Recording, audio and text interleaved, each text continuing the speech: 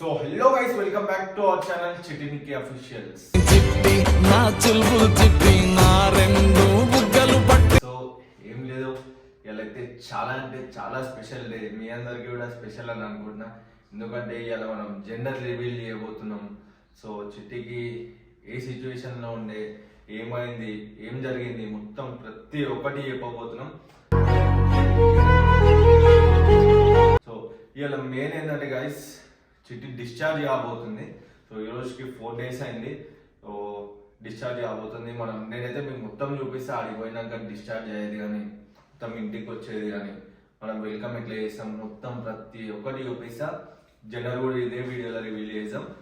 So ఇంకోటి main point ఏదంటే guys, మీరు అందరు సబ్స్క్రైబ్ చేసుకుంటలేరు. పక్కా సబ్స్క్రైబ్ చేసుకోండి. సబ్స్క్రైబ్ చేసుకుంటే మాకు జర పుషప్ ఉంటుంది. ఇంకా మంచి వీడియోలు చేస్తాం.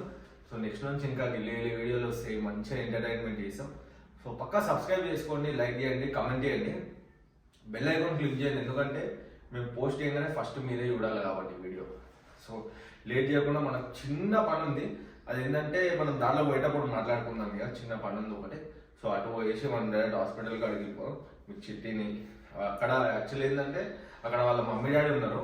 సో మా డాడీ నిన్న కాక మొన్న వెళ్ళిపోయింది ఆల్రెడీ. కొంచెం పని ఉంటే వెళ్ళిపోయిండు. సో వాళ్ళ మమ్మీ డాడీ ఉన్నారు. అందుకే నేను కొంచెం ఇంటికి వచ్చిన. లిటరల్లీ 4 days నుంచి అసలు నిద్రనే లేదు. ఇయ్యాల అనుకునే నైట్ ఇంటికి వచ్చేసి పనుకునేసిన మంచిగా. పొద్దున్న లేచేవాళ్ళు సీదా టైం ఎంత 10:30-11 అవుతుంది. చిట్టి ఫోన్ చేసి ఒకటే టార్చర్ చేసింది, జల్దీ రా అని. సో జల్దీ పోదాం మనం. ఆడ వాళ్ళ మమ్మీ డాడీ ఉన్నారు. Okay, no problem. కానీ మనం కూడా ఒకసారి పోయేసి మొత్తం మీకు అంతా చూపించేస్తా ఏమేమి జరుగుతుంది, ఏమేమి ఉంది, డిశ్చార్జ్ ఎట్లయితాం, ఏమేమి ఉంటాయి అంతా. జెండర్ రివీల్ కూడా లాస్ట్లో వేసేద్దాం.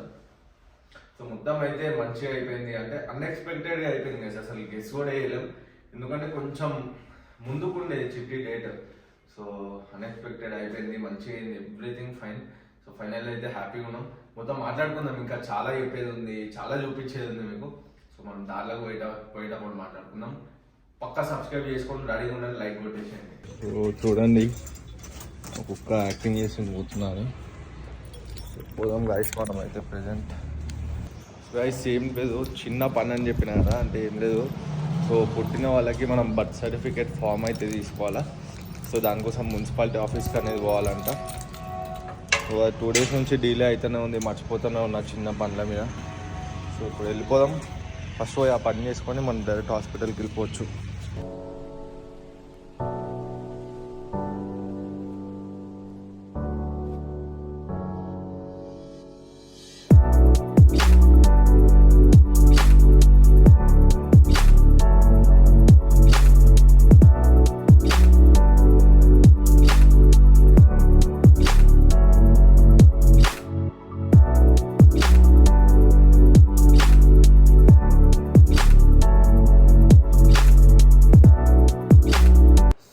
ఫైనల్లీ అయితే ఇంటికి వచ్చేసినాం. ఇప్పుడైతే వీడియో కంటిన్యూ చేస్తున్నాం.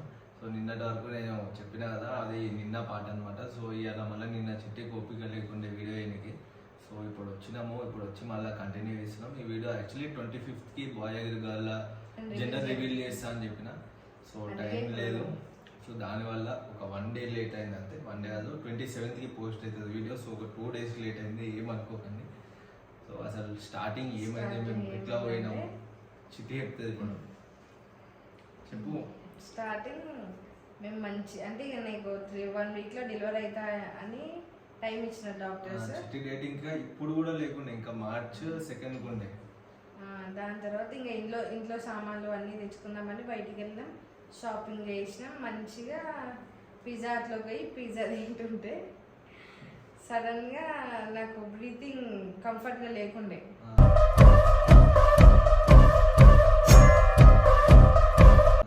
సో దాని గురించి హాస్పిటల్ వెళ్ళినాం. మాకు నేను డైలీ వెళ్ళే హాస్పిటల్ కాకుండా వేరే హాస్పిటల్కి రాసింది అవి నన్ను చూసి. అంటే ఈసీజీ స్కాన్ తీసుకోమని రాసింది.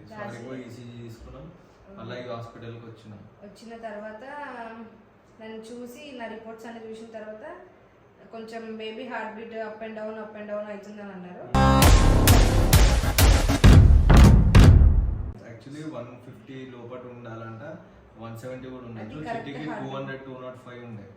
సో చాలా డేంజర్, ఇట్లా నైట్కి డెలివరీ చేసేయాలి, ఇప్పుడే సీజరింగ్ చేసి అలా అన్నది. సో దాని తర్వాత నాకేమో ఒకసారి టెన్షన్ అవుతుంది, ఇంత సడన్ గా ఏంది ఇది అని, ఆటోమేటిక్ గా ఇంత అయిపోయింది. సో దాని తర్వాత ఇంకా నా హార్ట్ బీట్ 5 minutes ఒకసారి చెక్ చేస్తున్నారు, ఒకసారి డౌన్ అవుతుంది, ఒకసారి అప్ అయిపోతుంది, డౌన్ అయిపోతుంది, అప్ అయిపోతుంది. ఏం చేయాలో అర్థం కాలే. అంటే డెలివరీ డేట్ ఇంకా ఉంది కాబట్టి మాతో ఎవ్వరు లేకుండే. డెలివరీ డేట్కి నేను అందరినీ, మా పేరెంట్స్ని, మా అత్తయ్య మామయ్యని కూడా అందరినీ పిలుచుకుందామని వెయిట్ చేసినాం. ఇప్పుడే ఎందుకులే వచ్చి వాళ్ళు కూడా అన్ని వర్క్స్ ఉంటాయి కాబట్టి సడన్గా అట్లా హాస్పిటల్ అడ్మిట్ అయిపోయినాం. ఆ రోజు అప్పటికి ఒక 20 minutesలోనే ఆమె ఆపరేషన్కి రెడీ, నార్మల్ డెలివరీకి అవ్వదు అన్నది. అస్సలు ఛాన్స్ లేదు, కంపల్సరీ సిజరీన్ చేయాలి, అది కూడా ఇప్పుడే చేయాలి. చాలా ఎమర్జెన్సీ కేసు అయితే, బేబీ హార్ట్ బీట్ 210 ఉంటే మాత్రం చాలా కష్టం, నేను ఏం చెప్పలేను అని చెప్పింది.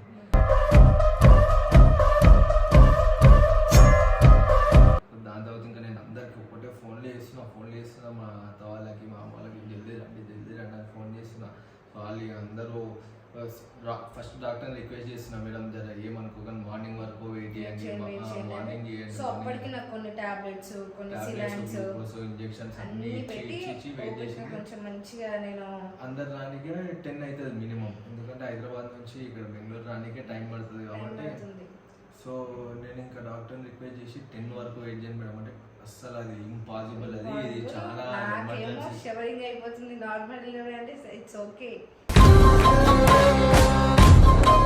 కొన్ని రోజులే రికవర్ అవ్వచ్చు, ఒక 2-3 daysలో రికవర్ అవ్వచ్చు. సి సెక్షన్ అంటే చాలా కష్టం, మా దాంట్లో కూడా ఎవ్వరికి లేదు, ఓన్లీ నాకే.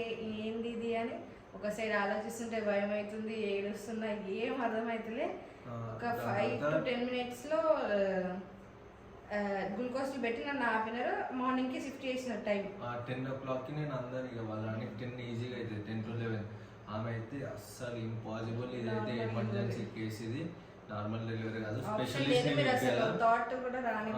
స్పెషల్ డెలివరీ, స్పెషల్ వాళ్ళని పిలిపియాలా, మా వాళ్ళ కూడా కాని పని ఇది. సో 8 o'clock ఆయన వస్తాడు, 8 o'clock అలా చేసేయాల్సింది. ఎట్లయిందంటే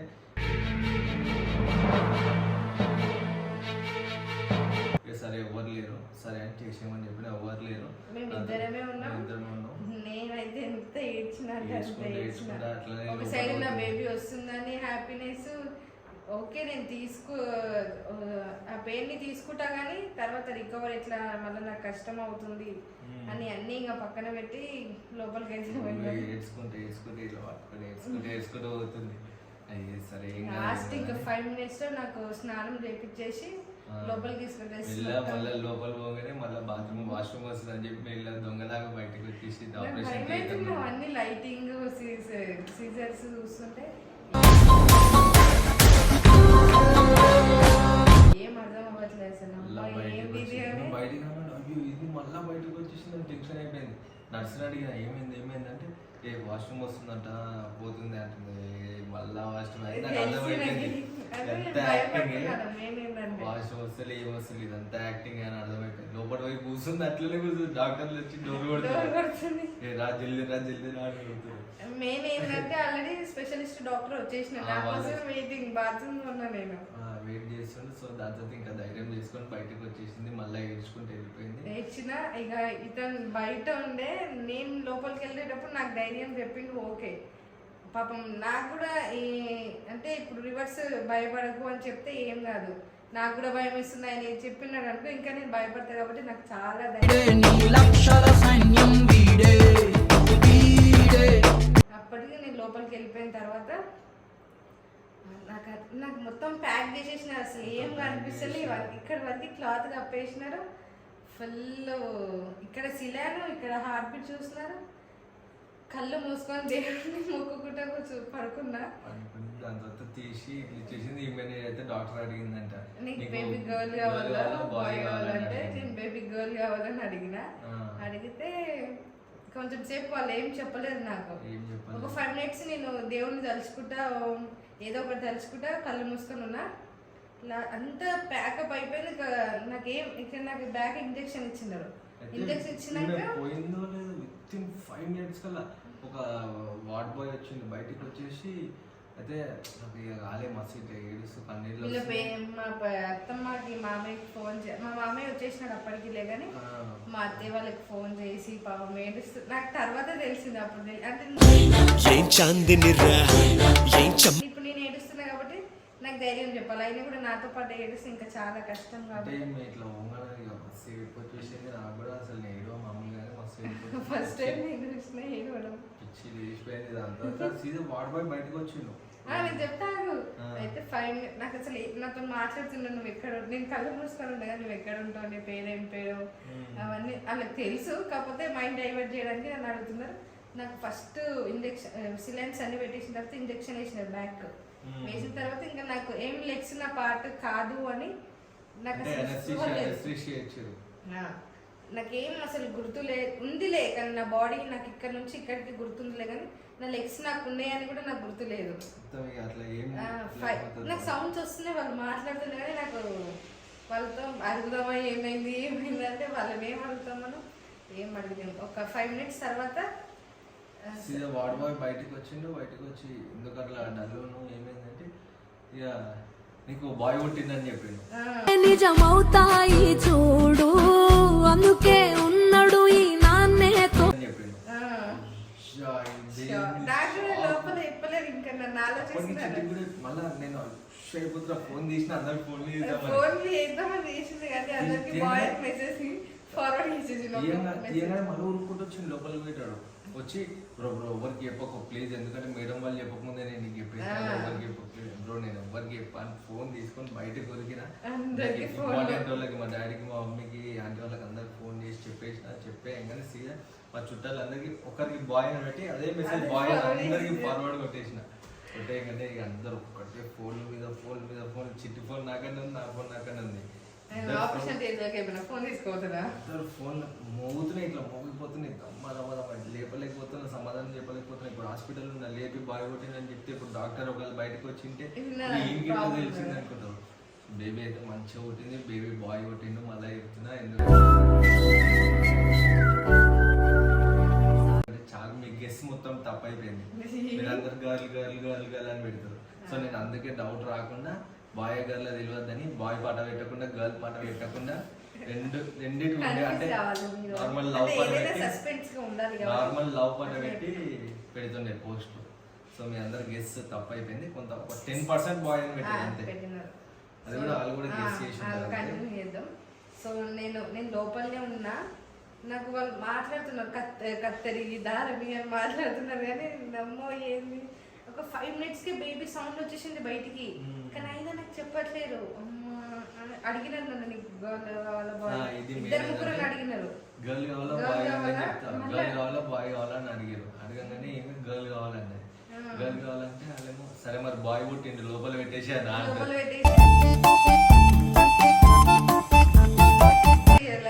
మూసేసేనా అని అంటుంది. అంటే అయితే నేను ఊపిరి పీల్చుకున్నా. సో ఇది ఏదైనా ఓకే అని మళ్ళా డాక్టర్ అన్న నీకు నార్మల్ డెలివరీ కావాలా సి సెక్షన్ కావాలా అంటే నార్మల్ డెలివరీ కావాలన్నారు. సరే మీ బేబీని లోపలికి పంపించేస్తున్నాం మళ్ళీ నార్మల్ డెలివరీకి ట్రై చేద్దాం అంటే నా మైండ్ డైవర్ట్ చేయడానికి కామెడీ చేస్తున్నారు. గవర్నమెంట్ హాస్పిటల్ అయితే ఇట్లా కొట్టి చేసి వీగి వాడేస్తారు కానీ ప్రైవేట్ హాస్పిటల్ ఓకే గవర్నమెంట్ కూడా ఓకే కానీ వాళ్ళు ఏంటంటే మాటలు జర ర్యాష్ ఉంటాయని అందుకే ఇంత పైసలు ఖర్చు అయినా ప్రైవేట్కి పోయినాం మొత్తం మంచిగా చేసుకున్నాం. సో దాని తర్వాత ఏమైందంటే ఇంకా నాకు స్పృహ లేదు అంటే నేను మాట్లాడుతున్నా కానీ నాకు ఈ పార్ట్ ఉందని 1-2 hours దాకా నాకు తెలియదు అసలు. దాని తర్వాత అంటే స్టిచెస్ అవన్నీ వేసిన తర్వాత నాకు లోపలనే డాక్టర్స్ డ్రెస్ మార్చేసి నన్ను బయట నా బెడ్ దగ్గరికి తీసుకొచ్చేసి అసలు నేను ఏం మాట్లాడుతున్నా నాకు ఏం అర్థమైతే సరే దాన్ని ఏమంటారు తీసుకొస్తాడు ఇట్లా పడుకొని తీసుకొస్తాడు వీల్ చైర్ అక్కడ నుంచి తీసి ఇక్కడ వేసేస్తున్నారు. నాకేమో నాకు కళ్ళు కనిపిస్తున్నాయి కానీ మాటలు వాళ్ళతో ఏం మాట్లాడతాం మనమని వాళ్ళు ఏం చేసినా సైలెంట్గా ఉన్న దాంతో వేసిన తర్వాత అప్పుడు మా మామయ్యని తీసుకురావడానికి నీకు లేదు. మామూలు అయితే పుట్టగానే బయటకి తీసుకొస్తారు కదా. తీసుకొచ్చినప్పుడు నేను లేను పోయి మా డాడీని వాళ్ళని వీళ్ళని పికప్ చేసుకొని పనుల మీద తిరుగుతూనే ఉన్నా. ఒక్కటే ఒక సైడ్ ఏమో ఆనందం, ఒక సైడ్ ఏమో వీళ్ళు వస్తారు వీళ్ళని రిసీవ్ చేసుకోవాలని. ఇక పోయిన ఇక అందరం వచ్చేసరికి బాబు లోపల రూమ్ లో చిట్టి రూమ్ లో పక్కకు పడుకొని నా పక్కన పద్దు పెట్టినాడు. మంచిగా ఇట్లా బొద్దు మంచిగా ఉండే. నేను అసలు ఆ నెక్స్ట్ ఇంత ఎమర్జెన్సీగా డెలివరీ అవుతాయని అసలు అనుకోలేను. మ్యాక్సిమం నార్మల్ డెలివరీ అని అనుకున్నాం, కానీ అట్లా అన్ఎక్స్పెక్టెడ్గా అయ్యేటివే లైఫ్లో ఉంటాయి కాబట్టి మనం ఏం చేయలేము. సో కొంతమంది అనుకుంటారు అబ్బా ఆపరేషన్ ఏంది, వచ్చిన వాళ్ళు అడుగుతారు కదా ఆపరేషన్ అయింది ఎందుకు, నార్మల్గా ట్రై చేయలేరా అవి ఇవి అంటే ఎవరి బాడీ కండిషన్ వాళ్ళకు ఉంటుంది. అట్లా ఎవరినైనా అనకూడదు అట్లా. అంటే అట్లా కాదు, ఇప్పుడు ఒక పేషెంట్కి సి సెక్షన్ అయినప్పుడు మీరు పోయి ఓ సి సెక్షన్ అయినా నార్మలే లైట్ ఏం కాదు 1 monthలో రికవర్ అయిపోతావు అంటే అది మంచిగా ఉంటుంది. సి సెక్షన్ ఏంది ఇట్లా ఇంకా సంవత్సరం లేవలేవు అంటే అది ఇంకా డల్ చేసేస్తారు. ఎందుకంటే అట్లా ప్రెగ్నెన్సీ వాళ్ళని డెలివరీ అయిన వాళ్ళని ఎవరు అట్లా ఇది బాగుంటుంది ఇది బాగోదు, ఎవరికి ఏమవుతుందో వాళ్ళ బాడీ కండిషన్ బట్టి అది అవుతుంది. మనం ఎవరికి నీకు ఇదే కావాలా నీకు ఇదే కావాలని ఎవరు చెప్పలేము. సో అది ఫైనల్ అయితే ఇంటికి వచ్చేసినాం. బేబీ మొత్తం హెల్దీ ఉంది. బేబీ వెయిట్ కూడా 2.8 అంటే ఫస్ట్ 3 ఉండే, దాని తర్వాత 2.8కి వచ్చింది. సో అట్లా నేను కూడా చాలా రికవర్ అయిపోయినా. మొత్తం అంతా ఇద్దరు హెల్దీగానే ఉండే మంచిగా.